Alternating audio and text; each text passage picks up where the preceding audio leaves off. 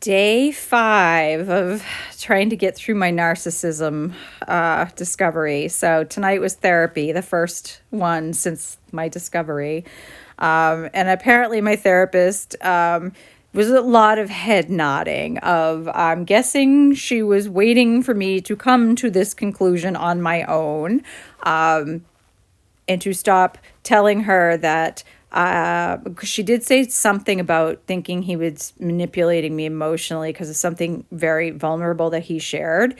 But and I argued with her because I was like, no, that was real. That can't be narcissistic or borderline personality or whatever. So tonight I come in and I'm like a lot lighter than the last time I saw her. And so she was like, so what, and I explained everything that's kind of happened in the past several days. And it's just lots of nodding and smiling from her that like, okay, apparently she's known this all along, and just needed me to get there myself. So yes, my therapist validated quite a bit of the narcissist behavior, gave me a nice scientific rundown, explained a lot of different things, and like they can maybe get healed, but like they have to really want it. Most of the time they don't, and they don't even see it. So like she said, even like they're very hard to deal with. Like therapists can't like bring it to their attention. So like these people can be in therapy, like because my narcissist is in therapy. When I heard that, I was like, this is great. He's so self-aware. He's in therapy. But I guarantee you he doesn't talk about anything in there about the way he treats other people. I'm sure it's all about like all the things we are doing to make his life miserable and not the other way around. So anyway, so now I have been validated by a mental health professional that I am not on the wrong path.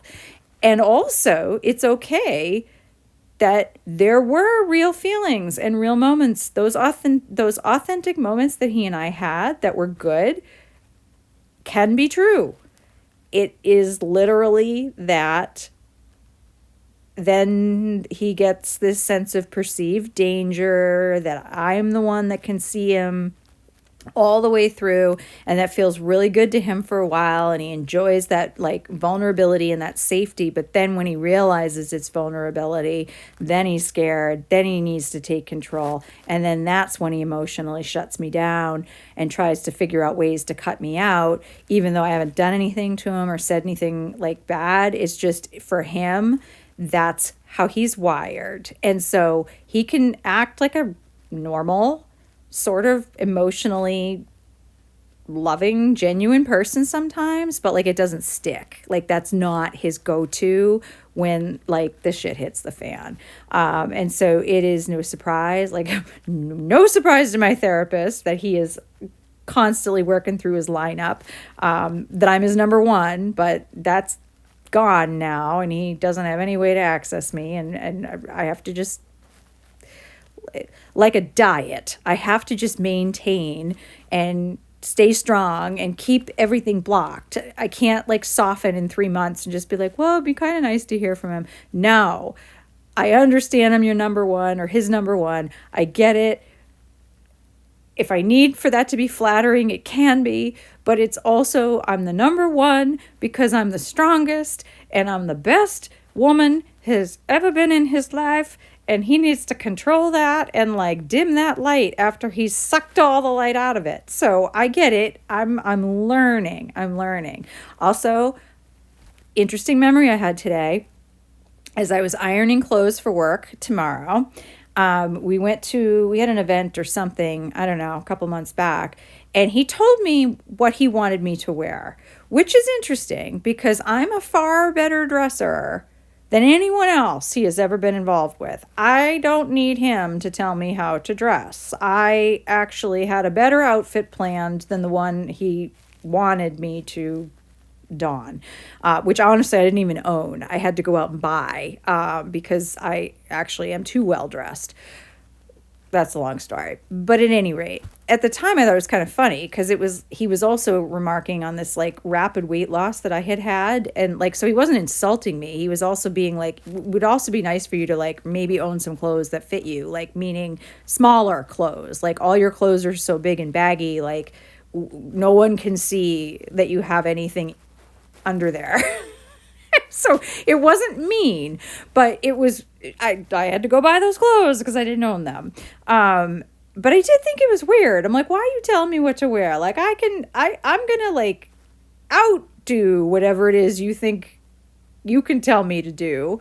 I mean, like, we're the kind of people, we walk into a room and people turn and try to figure out what I'm doing with him because I'm an upgrade, big time. I've always been a great dresser, but so that's not an, except for right now. Yes, I'm wearing like a t-shirt. I'm in my pajamas, but like, I had my nice cashmere sweater on earlier today. I don't need help with the wardrobe.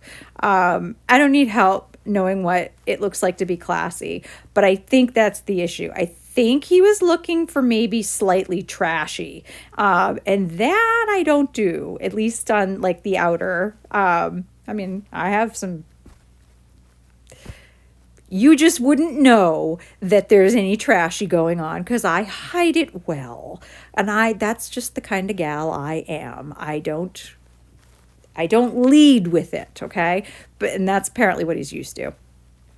It also reminded me of when we reconnected 13 years ago, and he said he was separated, that his wife had just recently moved out. Now, granted, I normally don't get involved with separated, not even recently divorced. I think there's just too much going on there, and it needs to get sorted out. But he was an exception because I had dated him before, just all alcohol, all sorts of other things.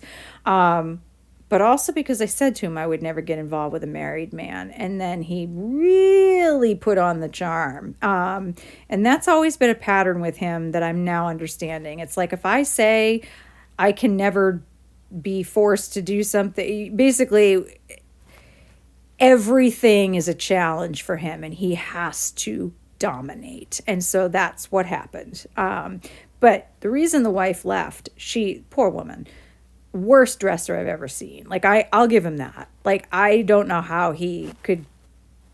I'm sure she was a lovely personality.